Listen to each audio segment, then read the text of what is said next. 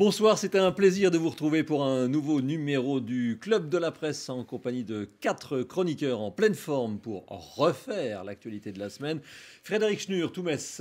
Bonsoir Frédéric. Bonsoir, bonsoir à toutes et à tous. À vos côtés, Cédric Rouillon.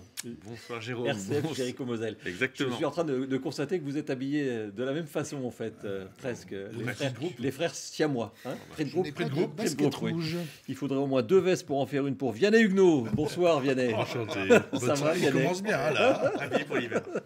Moselle TV, France Bleu. Oui, La forme? Ça me impeccable. fait plaisir de vous retrouver. Ben, moi Ça aussi. faisait longtemps. Moi Et aussi. puis à vos côtés, Jean Milon. Bonsoir Jean. Bonsoir Jérôme, bonsoir à tous. Pour Moselle TV, sa première participation, si je ne dis pas de bêtises, ou une des C'est ça. premières. Non, La la première. première. La première. J'espère que vous avez préparé la bouteille pour fêter ça. Donc dans le Club de la Presse. Allez, on passe tout de suite à vos coups de gueule ou vos coups de cœur.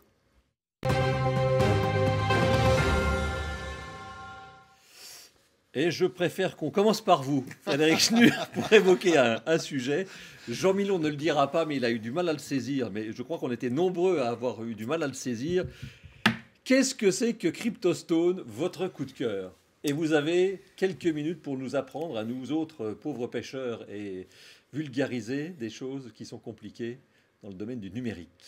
On est en train de parler de quelque chose qui est en train de se matérialiser. On parle de numérique, de futur, etc. Et vous avez peut-être déjà entendu parler du mot blockchain. Ça, D'accord. oui. On dit c'est quoi, etc. C'est vrai que c'est un concept très technique, très technologique. Et CryptoStone, en fait, s'appuie sur la blockchain. Quand je dis ça, normalement, je vous ai perdu. Alors, C'est je vais ça. vous expliquer ce que c'est CryptoStone. On revient. CryptoStone, c'est une entreprise qui achète des biens immobiliers Jusque-là, ça va. à rénover avec des principes qui sont liés au développement durable. C'est-à-dire, l'idée, c'est que la rénovation de ces biens immobiliers se fasse avec vraiment des règles très strictes pour respecter la planète. Voilà. Jusque-là, une activité traditionnelle. Sauf que CryptoStone permet à tout un chacun, et même à vous, Vianney, je ne sais pas pourquoi je dis ça, d'acheter une partie, une parcelle de ce bien immobilier. Et quand on connaît les bitcoins, on sait que, ou quand on connaît les euros, la monnaie, on sait qu'on peut diviser cette monnaie en centimes. Donc 1 euro, c'est 100 centimes, on le sait. Et ben le bitcoin permet de diviser 0,0000. On appelle ça de la fongibilité. C'est-à-dire qu'en fait, on peut la réduire à des micros 0,00. Et bien en fait, vous allez pouvoir vous porter acquéreur via CryptoStone, pardon, de 0,000 quelque chose d'un bien immobilier, ici à Metz ou ailleurs dans le monde. Et puisque ce bien va être rénové et loué ou mis en vente, etc., d'en tirer un bénéfice, c'est-à-dire d'être comme un peu actionnaire quelque part, mais comme ça se passe via la blockchain, vous avez la valeur de votre portefeuille immobilier qui va être sur votre mobile, et vous allez être détenteur de 0,0 quelque chose de un ou de plusieurs bâtiments. Voilà ce que c'est CryptoStone, et c'est une ère qui est en train de s'ouvrir parce qu'elle est en train de rentrer dans quelque chose qu'on maîtrise et qu'on connaît toutes et tous, c'est-à-dire le logement, mais il y a des milliers et des milliers d'applications qui sont en train de se mettre en place, et elle va vous permettre tout simplement, à n'importe qui, quelqu'un qui a 10 euros va pouvoir investir dans l'immobilier, alors qu'auparavant, il fallait acheter l'immeuble. Très bien, merci Frédéric Schnur. Tiens, j'en profite puisque j'ai reçu un courrier qui vous concernait, je ne vous l'ai pas dit la semaine dernière, sur la voie verte ou bleue en vélo. Donc ça ne va pas jusqu'en Espagne, elle s'arrête à Dijon. C'est ce qu'on m'a fait remarquer, mais on m'a dit que c'était quand même déjà pas mal d'aller à Dijon et qu'ensuite d'autres voies pouvaient poursuivre jusqu'à l'Espagne.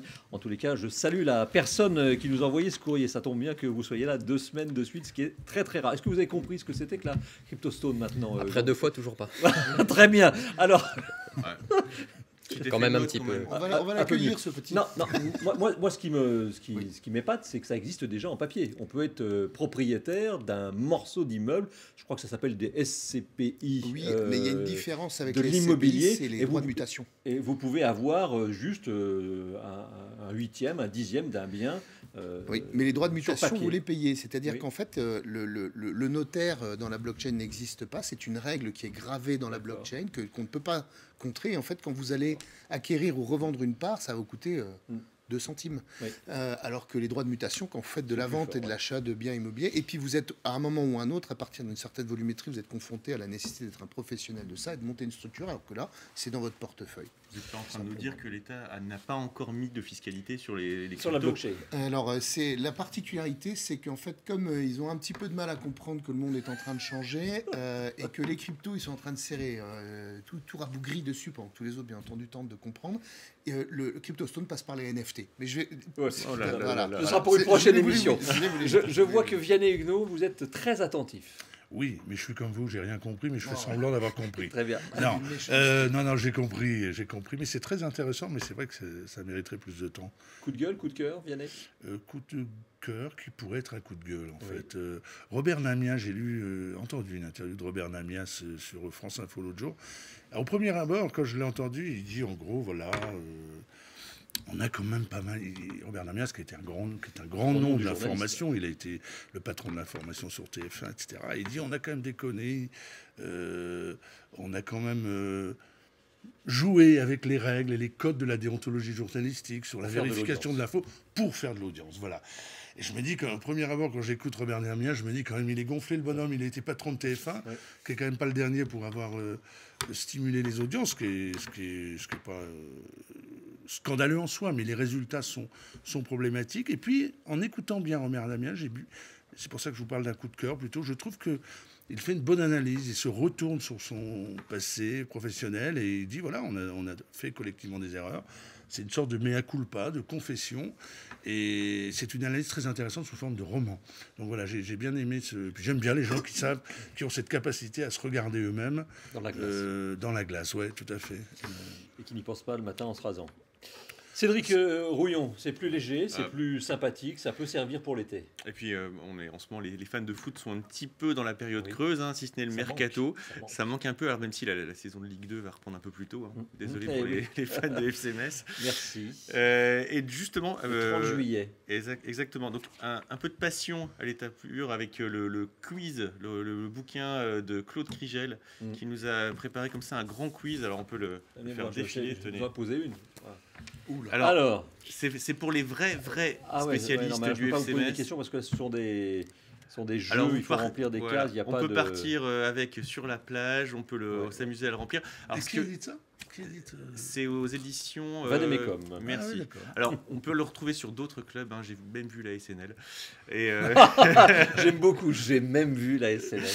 Et en donc, national, ils ont droit à des quiz. Alors. Oui, aussi. Et donc, non, ce qui est intéressant, c'est que là, on est vraiment à la racine du supporterisme. Le supporter de foot en particulier, c'est un nostalgique. Et au-delà du spectacle, ce qui fait corps vraiment chez les supporters, c'est le plaisir de se remémorer un spécialiste, un ailier, un goal. Et c'est vraiment, voilà, on est vraiment sur la communauté du FC Metz qui peut se rassembler autour de cette mémoire commune. Très bien. Allez, il faut qu'on aille vite puisque dans mon oreille, Lorraine me dit que l'émission déjà tourne. Et on est dans le sport avec vous, Jean Minon, pour un coup de cœur avec une revenante ou presque. Oui, avec Aurélie Muller, après 3 ans d'absence, elle signe un retour magnifique au championnat du monde de Budapest avec une très belle médaille d'argent sur le 5 km, une ville que vous aimez beaucoup, Jérôme. Il n'y a pas que moi, genre. Donc, ne faites pas semblant. Ne faites pas semblant. Vous l'avez d'ailleurs beaucoup fréquenté à la tombée de la nuit, alors que... On n'en dira pas plus. Donc, une très belle performance d'Aurélie Muller. On ne saura pas tout, quand même. Ce qui est à Budapest reste à Budapest. Voilà. Voyons donc Aurélie Muller qui est une belle performance derrière la championne olympique en titre, tout simplement. Elle termine à quelques centièmes de seconde. Elle remporte ainsi la 7e médaille dans un championnat du monde. La 4e en argent sur 5 km après celle de 2011, 2017 et 2019. Et donc voilà, moi je salue sa résilience, son travail après ces années. Revient de loin. Elle revient de très loin. On sait, elle n'a pas été toujours chanceuse sur les campagnes olympiques notamment. Oui. En 2016, elle a une disqualification et en 2021, du coup, elle n'a pas participé au JO. Et le comité olympique l'a traité avec beaucoup de... C'était dur, le traitement. Beaucoup de sévérité. Beaucoup de sévérité, merci. Et j'ai une affection particulière pour les nageurs déjà, parce que je trouve que c'est un sport terrible, mais pour les nageurs en eau libre, je trouve ça extraordinaire d'être capable de faire ce genre de distance, de se battre à la fois évidemment contre les adversaires, mais aussi contre les éléments. Justement, contre les algues, je plaisante. Les éléments. Vous parlez de distance, mercredi, elle a disputé le 10 km. Oui. Alors là, malheureusement, elle a terminé 4e au pied du podium avec la médaille au chocolat. Bon, ça s'est joué à 5 secondes sur le trio de tête, donc vraiment de rien. Bon, c'est des signes quand même de bon augure pour les Jeux Olympiques 2024 à Paris. Évidemment. On espère qu'elle brillera à la maison. Merci beaucoup. Allez, on passe tout de suite au premier thème de ce club de la presse.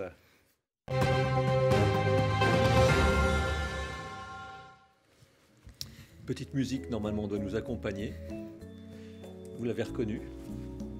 Le titre, oui. Oui. l'interprète moins. La Madrague. Philippe Catherine. Non, c'est Laurent Voulzy. Et pourquoi ai-je choisi Laurent Voulzy qui, dans son album, fait des covers, comme on dit, des reprises? C'est parce que l'album s'appelle, pardonnez-moi, je suis un peu taquin, s'appelle La 7e vague. Voilà, donc c'est l'album de Laurent Voulzy. Donc après une longue période, sans Covid-19 dans les médias, on était un peu occupé à couvrir autre chose, les élections présidentielles, législatives, et puis au niveau national, le conflit entre la Russie et l'Ukraine. Eh bien, le Covid-19 repointe le bout de son nez avec cette 7e vague. Est-ce que vous êtes inquiet pour les vacances? J'ai choisi aussi la Madrague dans cet album puisque c'est la plage, c'est évidemment l'ambiance qui est une ambiance estivale. Cédric. Inquiet.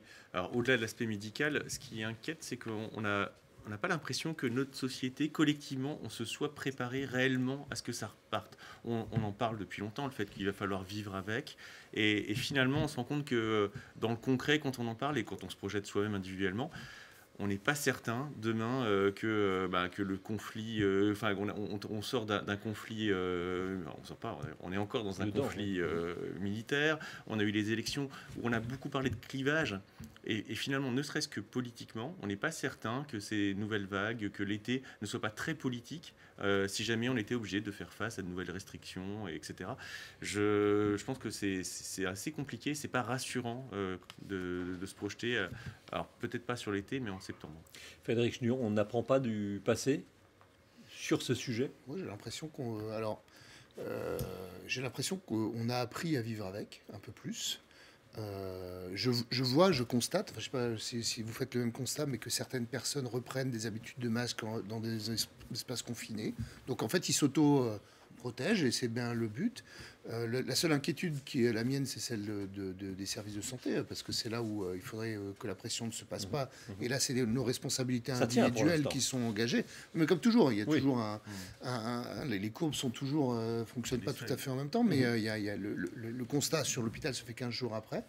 Je crois que si on fait tous un petit peu attention, on va la prendre dans les dents, comme on en prendra encore peut-être dans les années à venir. Et puis si on sait le faire intelligemment, on va arriver à atténuer. Encore une fois, 2 choses, protéger le service de santé, puis protéger les personnes les plus fragiles. Jean Milon, vous qui présentez le journal depuis un certain nombre de semaines, c'est vrai que ce sujet, on l'avait mis un peu de côté, non pas parce qu'il n'était pas là, mais c'est vrai qu'on était focalisé sur autre chose. Pourtant, les chiffres étaient annonciateurs déjà depuis un bon moment. Donc ce qu'on peut regretter, je pense, c'est quand même ce manque d'anticipation que l'on retrouve à chaque nouvelle vague de la part des pouvoirs publics.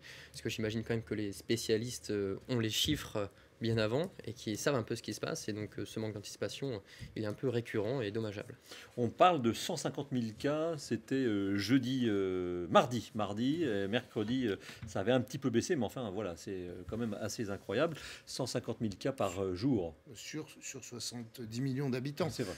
On est d'accord que... Alors, je ne sais pas si on peut parler d'anticipation. Je pense qu'ils ont commencé à en parler une fois la législative terminée, en disant la ministre du Transport qui dit que ce serait quand même bien de les remettre dans les transports. Ensuite, au niveau de l'emploi, on dit remettez-les dans les espaces confinés.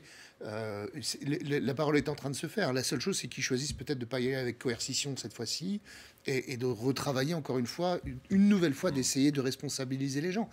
S'ils nous tapent dessus sur la tête, on râle, et s'ils essayent de nous responsabiliser, c'est jamais assez. Moi, je suis plutôt parti du fait qu'à un moment ou à un autre, là, on sait de quoi on parle. Puis, il y a 2 ans, on ne savait pas. D'accord. Il y a 1 an, on était un petit peu d'accord, mais maintenant, on sait. Les fameux modèles qui sont aujourd'hui modélisés, l'annonçaient en fait quasiment depuis le début de l'année.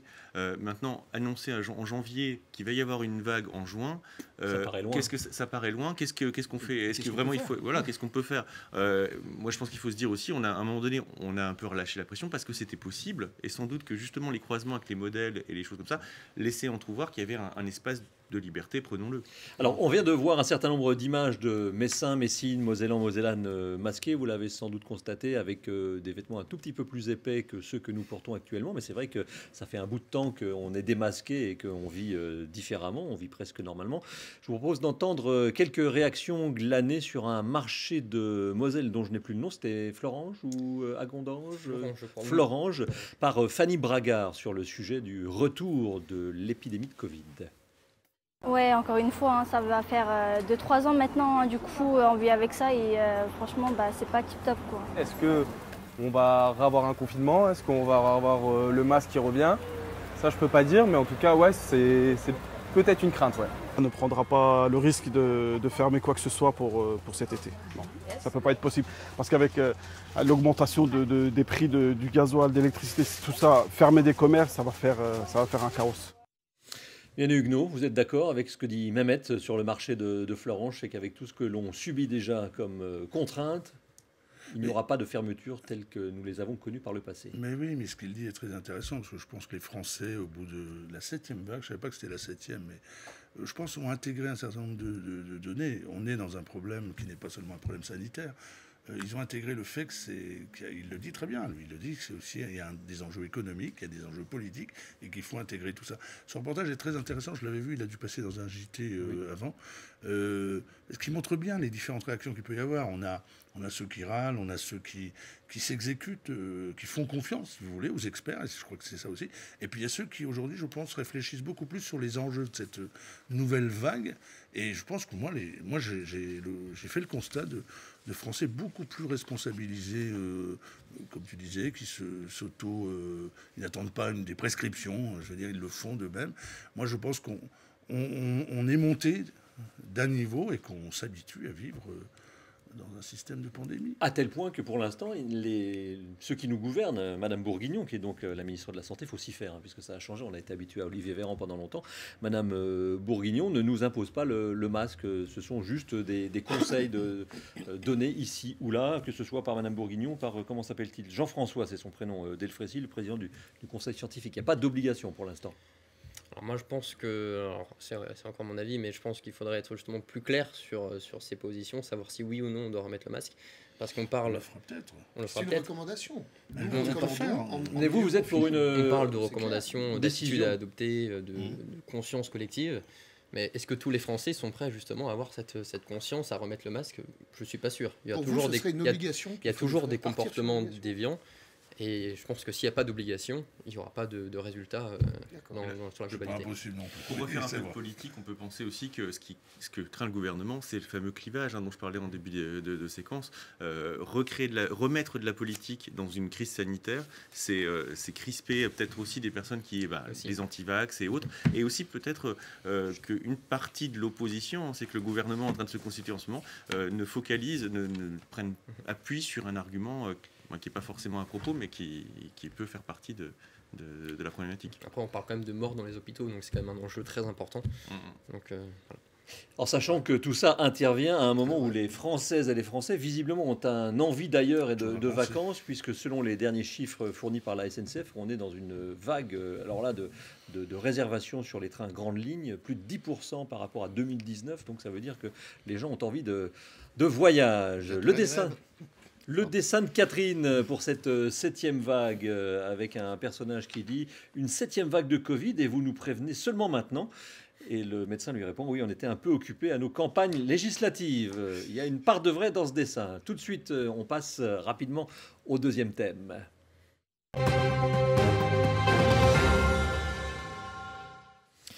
Et ce deuxième sujet, c'est l'annonce de la fermeture de plusieurs points de vente de la célèbre enseigne messine de restauration rapide Steinhoff, qui a provoqué un choc chez les amateurs de Stein depuis plus de 50 ans. Donc les amateurs de sandwich ont pris l'habitude de croquer à pleines dents dans des Américains, dans d'autres Stein Galettes ou Stein Burger. Alain Steinhoff, il faut le rappeler, est à l'origine donc de la création de l'enseigne. Il l'a racheté en 1965 et la création en 67. Et il avait réussi, je sais que ça va vous plaire, ça, Vianney, il avait réussi à faire comme le préfet Poubelle ou comme Macadam ou comme Frigidaire, à faire passer son nom propre dans les noms communs. Ça n'est pas banal. Non, on se fait un Stein à Metz. Un Stein, et il fait partie de ces gens... me vient à l'esprit Ortiz à Saint-Dizier, qui a créé la glace Mico, oui. etc. Ils font partie de ces gens qui, à la fois, ont inscrit une saga artisanale, mais aussi une saga familiale, et qu'on a fini par identifier comme une ville. C'était vraiment... c'est très, très impressionnant. Et je pense que ce sont des gens qui illuminent une ville. C'est un vrai supplément d'âme d'une ville, des marques comme celle-ci. Et je comprends que ça marque énormément, surtout les Messins de longue date. Moi, je suis un récent Messin. Mais je pense que c'est tout à fait compréhensible que ça marque. Et après, sur les causes de la fermeture, etc., on pourrait y revenir, mais c'est un peu plus complexe, je pense. Jean, jeune Messin que vous êtes, vous avez déjà croqué dans un Stein? J'ai jamais eu l'opportunité de croquer dans un Stein. Faut vous dépêcher. Oui. Il reste encore le kiosque Place Saint-Jacques qui reste ouvert. Donc ça va, j'ai encore l'opportunité d'y aller. Oui, il vous restera encore un peu de temps. Mais voilà, moi, ce que j'ai du mal à comprendre, je crois d'ailleurs que vous aviez fait un reportage il y a quelque temps sur une enquête où la ville de Metz, c'était la ville de France, je crois, avec le plus grand nombre de points de restauration rapide, évidemment comparé au nombre d'habitants, c'est ça? C'est ce qui est inquiétant, c'est que finalement, une enseigne avec cette importance, avec cette renommée, finalement craque économiquement face à des mastodontes qui, eux, ne craquent pas de la restauration rapide. Je ne vais pas citer les noms. Et c'est le message qui est envoyé aux jeunes qui voudraient se lancer, justement, plus tard dans ce Jeunes domaine. indépendants. Des jeunes indépendants. C'est décourageant pour eux. Est-ce que vous avez déjà goûté un Stein en sortant à 5h du matin de boîte, puisque visiblement 40% du chiffre d'affaires est fait le soir, très tard, voire très tôt? Alors la réponse est oui, bien entendu, bien entendu, et pas qu'une seule fois, d'ailleurs, et depuis très longtemps. Donc j'ai votre carte de membre. J'ai participé à ça. C'est à la fois désolant et à la fois rageant de voir que quelque part il en reste beaucoup et que ce ne sont pas les nouveaux, mais ceux qui incarnent la ville, que je suis d'accord avec ce que dit Vianney. Après, je sais aussi que c'est dur, hein, c'est un marché concurrentiel. Longtemps, souvent, la famille Steinhoff a cherché à se renouveler, a cherché à exister. Peut-être que dans cette envie de renouveau, ils n'ont peut-être pas réussi à faire savoir suffisamment que les nouveautés, ce qu'ils lançaient, ils auraient pu faire des tentatives, etc., qui n'ont peut-être pas été au bout, ou alors ce qu'ils ont fait, ça c'est peut-être mal su, parce que je pense qu'il y a quand même, quand il y a un attachement à une marque, on va la consommer. On écoute quelques clients de cette enseigne Steinhoff qui ont été interrogés pour Moselle Info. Les bonnes choses s'en vont petit à petit. J'ai vu, ça va être dur. Qu'est-ce qu'on peut en penser? C'est triste. Ah non, je ne savais pas du tout, non. Ah bah c'est dommage hein, quand même. Hein. J'aime bien, c'est très bon, elle existe depuis des années. Et j'ai entendu dire qu'il y en a plein qui vont fermer. Malheureusement, c'est très dommage. On y est allé souvent. Bah, quand on vient maintenant, je suis à la maison, j'ai arrêté de travailler. Quand je viens manger avec ma collègue, on vient là. Et puis... Donc celui, ça me rappelle beaucoup de choses. Cédric, vous avez aussi croqué dans un Steinburger, Stein américain, forcément. Et alors c'est une tristesse? Non, mais en fait, ça fait partie, en effet, on l'entend un peu, ça fait partie finalement de ces lieux où on est content qu'ils soient là, mais c'est pas pour autant qu'on y retourne tout le temps. Et il y a beaucoup de marqueurs comme ça dans une ville, c'est comme plein de petits commerces finalement, où on est très attaché à nos petits commerçants, et trop souvent, on s'en détourne. Est-ce qu'on y va? Voilà, exactement. C'est ça.